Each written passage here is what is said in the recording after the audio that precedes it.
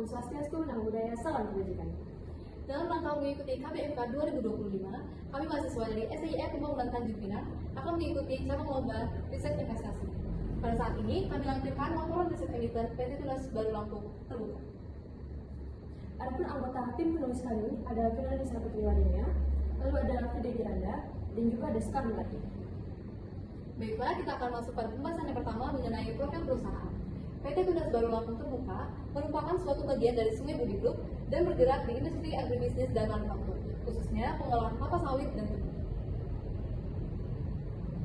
Yang pertama, proses bisnis. Rangkaian proses ini dibagi menjadi 3 bagian utama. Yang pertama ada proses hulu. Proses ini menjadi proses dasar pada kegiatan produksi. Dan yang kedua ada proses midstream, pengolahan CPU atau crude palm oil dan gula kristal rafinasi. Dan yang ketiga ada proses hilir, yaitu kegiatan distribusi dan pemasaran produk seperti minyak goreng dan sabun ke pasar. Dan yang kedua yaitu jenis industri. PBLA berada di industri consumer staples atau barang konsumsi primer, khususnya sektor perkebunan dan manufaktur produk makanan. Industri ini dikenal sebagai industri yang defensif, artinya cenderung stabil ketika kondisi ekonomi sedang tidak menentu. Inilah yang menjadikan TBLA perusahaan yang cukup menarik bagi investor jangka panjang. Dan yang ketiga mengenai kondisi internal PT Tunas Baru Lampung Terbuka pada periode 2022 hingga 2024. Yang pertama mengenai pendapatan dan laba bersih. Pada tahun 2024, PT Tunas Baru Lampung Terbuka mencatat pendapatan sebesar 17,4 triliun, naik 13,7% dibandingkan 2023 sebesar 15,3 triliun. Laba bersih juga mengalami kenaikan signifikan sebesar 14,5% dari 611,3 miliar pada 2023 menjadi 700 miliar pada 2024. Laba per saham untuk 2024 tercatat sebesar 116,67 rupiah. Dan yang kedua, mengenai margin dan profitabilitas. Gross margin pada 2024 sebesar 17,2%, sedikit menurun dibandingkan tahun sebelumnya. Namun, EBITDA margin tetap di level yang kuat, yaitu 17,2%. Laba operasi menunjukkan pertumbuhan yang positif, menunjukkan efisiensi pengelolaan biaya operasional. Dan yang ketiga yaitu mengenai struktur aset dan likuiditas. Perusahaan menunjukkan cadangan kas yang memadai dan pengelolaan piutang serta persediaan yang sehat, meskipun ada fluktuasi wajar dalam persediaan tahun ke tahun. Aset tidak lancar mendominasi struktur aset, sejalan dengan bisnis agribisnis yang bersifat kapital intensif. Selanjutnya saya akan menjelaskan mengenai kondisi ekonomi global dan lokal. Pada tahun 2022 hingga 2024, dunia menghadapi berbagai tantangan dalam ekonomi global.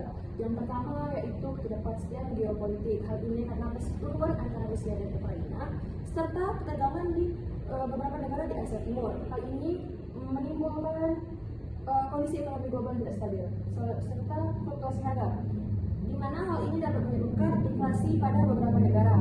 Yang ketiga yaitu efek pemulihan pasca pandemi COVID-19. Hal ini terjadi karena permintaan dan produksi barang yang tidak stabil, sehingga ekonomi global juga mengalami ketidakstabilan. Lalu yang kedua ada kondisi ekonomi lokal.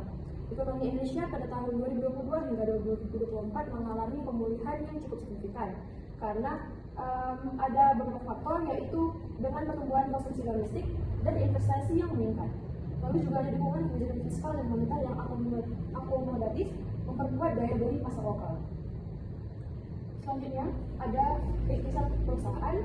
Kami memilih PT Teladan Prima Agro sebagai perbandingannya. PT Tunas Baru Lampung merupakan PT yang bergerak pada sektor perkebunan, terutama pada kelapa sawit dan gula. Lalu ia fokus pada efisiensi produksi serta ekspor CPO dan gula. Sedangkan PT Teladan Prima Agro sektor perkebunan kelapa sawit berkelanjutan. IPO sejak April 2022 sehingga dia berkomitmen pada keberlanjutan dan inovasi. Ini merupakan kinerja keuangan PT Tunas Baru Lampung periode 2022 hingga 2024, di mana pendapatannya sebesar 16,5 triliun dengan laba bersih sebesar 800,7 miliar dengan laba bersih sebesar 0. Pada tahun 2023 mengalami sedikit penurunan sebesar 15,3 triliun dengan laba bersih 611 miliar dengan laba bersih sebesar 104,8 miliar. Pada tahun 2024 ia mengalami kenaikan lagi sebesar 17,4 triliun dengan laba bersih 700 miliar serta laba bersih saham 116,1 miliar. Sedangkan PT Teladan Prima Agro pada tahun 2022 mengalami pendapatan 3,6 triliun dengan laba bersih 573 miliar dengan laba bersih bersama 0 dan rasio profitabilitas 0. Sedangkan 2023 pendapatan yang ia dapat sebesar 4 triliun dengan laba bersih 451 miliar dengan laba bersih bersama 35 miliar. Pada tahun 2024 ia mengalami kenaikan lagi sebesar 4,2 triliun dengan laba bersih 825 miliar dengan laba bersih bersama 64 miliar serta rasio profitabilitas 26,2 miliar. Ini merupakan grafik perbandingan di mana bisa kita lihat Tunas Baru Lampung itu mengalami penurunan pada 2023, namun ia naik cukup signifikan pada tahun 2024. Sedangkan PT Teladan Prima Agro mengalami peningkatan secara terus-menerus, tapi cenderung lebih stabil. Ini merupakan perbandingan, namun dalam tabel. Seperti yang sudah saya jelaskan tadi, di mana Tunas Baru Lampung mengalami penurunan pada 2023, namun mengalami kenaikan pada 2024. Sedangkan Teladan Prima Agro cenderung mengalami kenaikan. Berikut margin laba bersihnya pada tahun 2022, Tunas Baru Lampung memiliki margin laba bersih sebesar 4,8%, sedangkan Teladan Prima Agro memiliki margin laba bersih 15,9%. Pada 2023 dan 2024, Tunas Baru Lampung memiliki margin laba bersih sebesar 4%, sedangkan Teladan Prima Agro pada tahun 2023 marginnya sebesar 11,3%, sedangkan 2024 19,7%. Berikut kami menganalisis fundamental tentang PT Tunas Baru Lampung terbuka. Pendapatan yang ia alami sebelum tumbuh, namun pertumbuhan laba stagnan sempit cenderung 4-5%. Tantangannya yang harus ia hadapi yaitu tentang harga komoditas, volatilitas input, dan katanya makin berpotensi membatasi pertumbuhan laba kedepannya.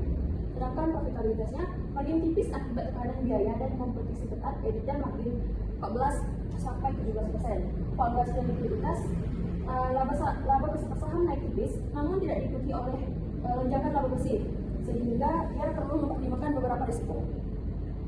Sedangkan pada PT Teladan Prima Agro, pendapatan laba bersih mengalami rekomendasi signifikan dari 2023 sampai 2024. Pertumbuhan laba stagnan dan margin sempit 14 hingga 5%. Profitabilitas margin laba bersih di atas 15%, tertinggi pada tahun 2024 sebesar 20%, sedangkan return on equity atau rasio profitabilitasnya 26,25% pada tahun 2024. Kinerja 2024 tergolong sangat solid dibandingkan Tunas Baru Lampung karena profitabilitas jauh lebih tinggi, fundamental lebih kuat, dan untuk jangka menengah. Kalau Tunas Baru Lampung tadi untuk jangka panjang. Rekomendasi saham untuk Tunas Baru Lampung yaitu hold. Pertumbuhan laba Tunas Baru Lampung cenderung stagnan, profitabilitas dan margin masih sempit, sedangkan sektor sawit kedepannya perlu menghadapi tekanan komunitas dan regulasi. Untuk valuasi tidak terlalu murah, mengingat pertumbuhan laba bersih per saham dan laba yang berkurang progresif. Perbandingannya, jika investor mencari growth, Teladan Prima Agro secara fundamental dan margin lebih menarik berdasarkan laporan pada tahun 2024. Ini grafik perbandingan antara pendapatan dan laba bersih yang diterima oleh PT Tunas Baru Lampung dan PT Teladan Prima Agro, di mana pada tahun 2022 keduanya memiliki pendapatan dan laba bersih sebesar 100%. Pada tahun 2023, Tunas Baru Lampung memiliki pendapatan 92% dengan laba bersih 76%. Sedangkan PT Teladan Prima Agro memiliki pendapatan 111% dengan laba bersih 79%. Pada tahun 2024 dengan pendapatan 105% dan laba bersih 87%. Pada PT Teladan Prima Agro sebesar 117% dengan laba bersih 114%. Baiklah, kita masuk pada kesimpulannya. PT Tunas Baru Lampung Terbuka menunjukkan kinerja stabil dengan pendapatan yang tumbuh, namun laba bersih cenderung stagnan dan margin sempit. Sebaliknya, PT Teladan Prima Agro Terbuka mencatat pertumbuhan laba dan profitabilitas yang lebih tinggi.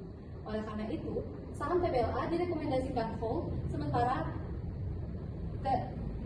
Teladan lebih menarik untuk pertumbuhan jangka menengah. Sekian penjelasan dari kami. Terima kasih.